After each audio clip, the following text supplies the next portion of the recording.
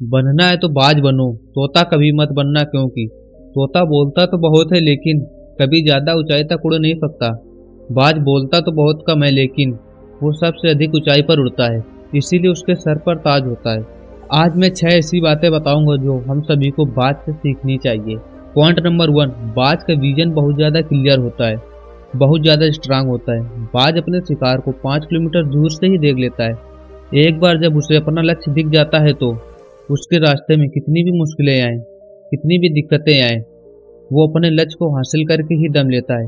इससे ये सीखना चाहिए कि अपना विजन क्लियर रखो, फिर उसे हासिल करने के लिए कितनी भी दिक्कतें क्यों ना आए, कितनी भी मुश्किलें क्यों ना आए, हमें कभी भी पीछे नहीं हटना चाहिए उस बाज की तरह। पॉइंट नंबर 2, बाज हमेशा अपने घोंसले से सॉफ्ट घास को निकाल देता है ताकि जो बाज का बच्चा होता है वो उसमें कंफर्टेबल ना हो सके, क्योंकि वो उस घोंसले में यदि कंफर्टेबल हो गया तो वो वहीं रहना पसंद करेगा। इसलिए बाज को भी ये बात पता होती है कि there is no growth in comfort zone. हम लोग इंसान होने के बावजूद भी इस बात को नहीं समझते कि आज जितना ज़्यादा कंफर्ट जोन में रहेंगे आपकी आने वाली लाइफ उतनी ही ज़्यादा अनकंफर्टेबल हो जाएगी। पॉइंट नंबर 3, जब तूफान आता है तो बाज उस तूफान को देखकर बहुत ज़्यादा एक्साइटेड हो जाता है, बहुत ज़्यादा खुश हो जाता है। जब बारिश आती है तो सारे पंछी अपने घोंसले की तरफ छुपने के लिए भागते हैं, लेकिन बाज उस पल को फुल एंजॉय करता है।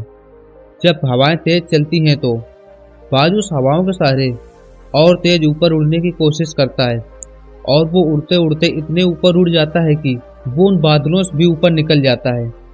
इससे हमें यह सीखना चाहिए कि मुश्किलों को देखकर कभी घबराना नहीं चाहिए। उस बाज की तरह उन मुश्किलों का सहारा लेकर अपने फ्यूचर में आगे बढ़ने की कोशिश करनी चाहिए।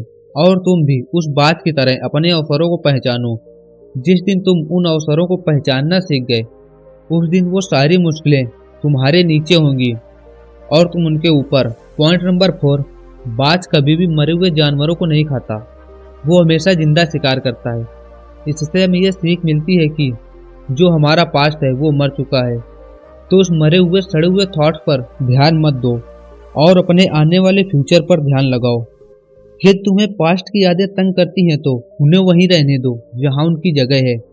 अपने पास्ट के थॉट्स को अपने प्रेजेंट में, अपने आने वाले फ्यूचर में उन्हें जगह कभी मत दो, क्योंकि यदि तुम्हारा पास्ट तुम्हारे प्रेजेंट में आ गया तो वो तुम्हें कभी प्रेजेंट में नहीं रहने देगा। पास्ट में तुम्हारे साथ कितना भी बुरा हुआ हो, कितना भी अच्छा हुआ हो, लेकिन वो सब तुम्हारे थॉट्स मर चुके हैं। और उस बात की तरह अपने थॉट्स को ऐसे भूल जाओ जैसे वो मरे हुए शिकार को इग्नोर करता है। Point number 5, eagle fly alone. बाज हमेशा अकेले उड़ता है और बाकी पंछियों के मुकाबले सबसे अधिक ऊंचाई पर उड़ता है। बाज कभी भी अपने से छोटे पंछियों के साथ उड़ना पसंद नहीं करता।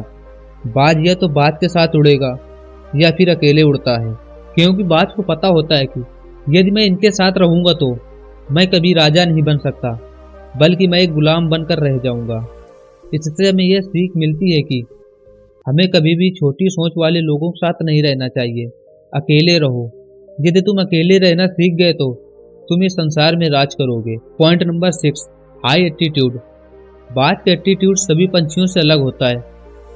बाज की उम्र लगभग 70 साल होती है, लेकिन 40 साल की उम्र में आते आते उसका शरीर एक ऐसी अवस्था में पहुंच जाता है जहां पर सिर्फ उसके पास 2 ऑप्शन होते हैं, या तो वो दूसरों का शिकार बन जाए या फिर 6 महीने उस दर्दनाक पीड़ा से गुजरे जो उसके लिए असहनीय होती है।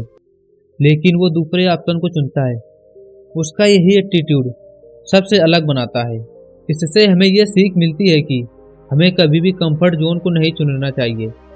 यदि तुम कंफर्ट जोन को चुनते हो तो तुम भी इसी भीड़ का हिस्सा बनकर रह जाओगे।